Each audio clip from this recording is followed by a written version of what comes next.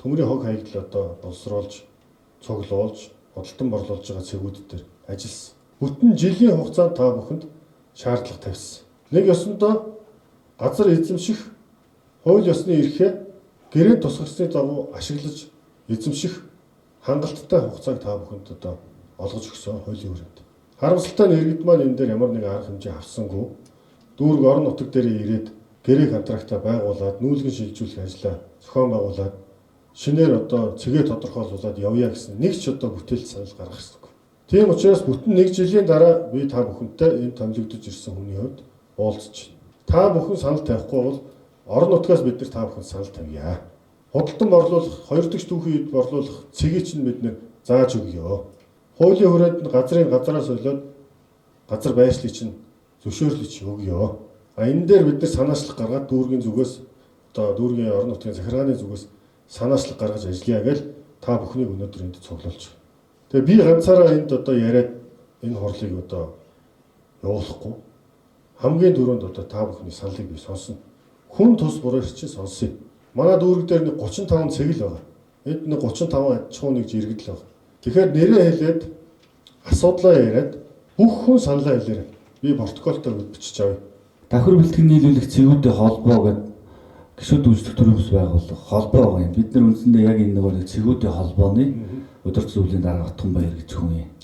Энэ талаар яг энэ давхрын талаар нийслэлтэй тэгээд байгаль орчны уур амьсгалын яам тухайн газруудтай бол энэ үйл нэлээд олон уулзалтуудыг хийсэн. Тэгээд яг энэ тал дээр бас ярилцж байгаа баярлалаа. Энэ цэгүүд ямар хууль тогтоомжийг зөрчөөд байна гэж үзээд байна. Ерөнхийдөө та нар ингэдэг хууль тогтоомж зөрчөөд байна гэж байгаа боловч яг тусгацсан хууль зөрчиж байгаа гэдэг хуулийн дээр бол нийт том яа бий болно их олж харахгүй байгаа. Нэлээд судалсан бас дутуу байж магадгүй. Хэрвээ байгаа бол та бас дэлгэрүү хэлээд өгөөрэй. Тэгэхээр газрын тухай хуулийн 28 дугаар зүйл 28-ийн 1-ийн 3 35 дугаар зүйл 35-ийн 1 тодорхой заасан баг. Иргэн аж ахуйн нэгж байгууллага улсаас эзэмших, ашиглах, өмчлөх зорилтоор авсан газраа газрын тухай хуулийн дагуу холбогдох заалтын дагуу тухайн заалтан дээр заасан зорилтын дагуу ашиглана. Өмчлөх бол амьдрах зорилтоор ашиглана. Худалдаа үйлчлэгээ эзэмших, эрхлэх бол худалдаа үйлчлэгээний зорилтоор авна. Барилга байгууламж барих бол эзэмших зорилтоор авна. Таны олгосон танд байгаа таны өнөөдөр хүртэл одоо ашиглаж байгаа газрын гэрчилгээн дээр чинь таны хийж болох зөвшөөрөгдсөн заалтыг гэрчилгээн дээр чинь тусгаад өгсөн байна. Энэ л асуудал. Та газрын тухай хуулиа зөрчиж байна. Та анх газар авсан одоо гэрээн дээр тусгагдсан гэрээгээр хүлээсэн үүргээ биелүүлэхгүй байна. Та гэрээнд тусгагдаагүй үйл ажиллагаа явуулж байгаа учраас холбогдох одоо газрын тухай хуулийн дагуу нэг бол газрыг газараа солих, нэг бол газрыг нөхөн олгортойгоор чөлөөлөх. За хэрвээ та энэ үндслийг хүлээн зөвшөөрөхгүй бол холбогдох хууль тогтоомжийн дагуу албад нь нүүлгэн шилжүүлэх. Ийм л процесс бол.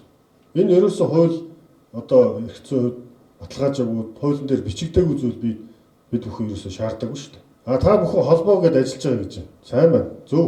Иргэд одоо эвлэлтэнд нэгжиж төрийн бус байгууллага ажлууд одоо тодорхой чиглэлээр хамтарч ажиллах нь зөв. Тэгвэл холбоо байгуулахад чинь төрийн бус байгууллага чинь нийгэмд үйлчлэх гэдэг нэг үг байгаа шүү дээ. Нийгэмд үйлчлэнэ. Иргэдтэй үйлчлэнэ. Аж ахуй нэгж эрхлэхийн зөвшөөрнө. Дэмжнэ. Үйл ажиллагааг дэмжнэ. Тэрэн дээр чинь бас иргэдийн оршин суух амьдрах эрхийг хязгаарлаж болохгүй гэдэг тэр төрийн бус байгууллага чинь зөвшөөрлөг өгөхөд хянагддаг заалт байгаа шүү. Тэгэхээр нэг хүний эрх нөгөө хүний эрхээр хязгаарлагдана. Улаан чулуугийн хогийн цэг дээр бол ихэд газар төлөвлөсөн юм шиг үн тий. Мөн үү одоо энэ зураг дээр бид төлөвлөлтөнд оруулаад явж байгаа.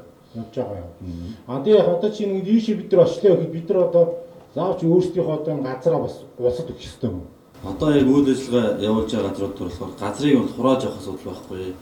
Иргэний ахуйн зорилтоор ашиглаараа. Өмчлөн газраа өмчийн дагуу ашигла. Хоёр дахь түүхийд авах газрыг бид нар одоо хоёр дахь түүхийд одоо буюу хогийн зэв төлөвлөсөн зэг дээр төлөвлөөд энэ дээр үйл ажиллагаа явуулах боломжийг нь олгоё л гэж. Одоо энэ улаан чулуугийн хогийн зэг дээр бүх цэгүүдийг төвлөрүүлж эхлэе. Тэглээ гэхэд одоо чи ингээд 1-2 хилээр төмөр зөөд 1-2 ширхгийн шил зөөдөг хүмүүс одоо тийшээ очиж өгөхгүй. Одоо тэр бас юм байна. Дээрээс нь заавч бидний газрыг ингэж одоо ингэж булааж авч нэг доо төвлөрүүлнэ гэж яхаар яг байгаа орчинд нэг шаардлага стандарт маркийн зааж өгөөд одоо чинь битүү сам дотор ч юм уу тийм үстэй. тэгээд үйл ажиллагааг явуулж болно гэсэн тийм шийдэл мэдлүүдээс гарах нөхцөл байхгүй байгаа юм уу? Яг го бид бас маш яг газар эрчимшил дотроо маш цэвэрхэн том сэндвич ягаад ямар ч төмөр гадаанаа авуулахгүй том гараж шиг ингэж ороод ингээ хураагаа аваа явчихна.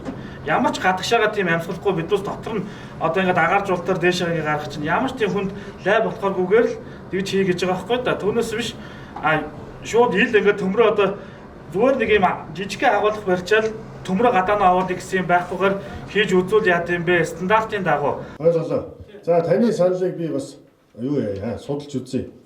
За наад санаачлах юм бол одоо ингээд бодит юм хэдүүлээ бас зөв ба шүү дээ. Энэ 3 дахь өдрийн дотор хүсэлтээ өгөө. Ингээд бид 4 дахь 5 дахь өдөр хотын захиргааны албан тушаалтнуудтай уулзаж саналаа солилцоод эх 7 хоногт би та бүхэнтэй уулзна. Ингээд асуудал ярь. Тэгэхдээ дээд газараас өгсөн шийдвэрийн дагуу бид нэр 5 сарын 1-ний дотор ямар нэгэн процесс заавал хийх хэрэгтэй. Бид нар энэ нүүлгэн шилжүүлэлтийг иргэдийн аюулгүй байдлыг одоо хангах үүднээс зохион байгуулна гэдгийг та бүхэнд хэлье.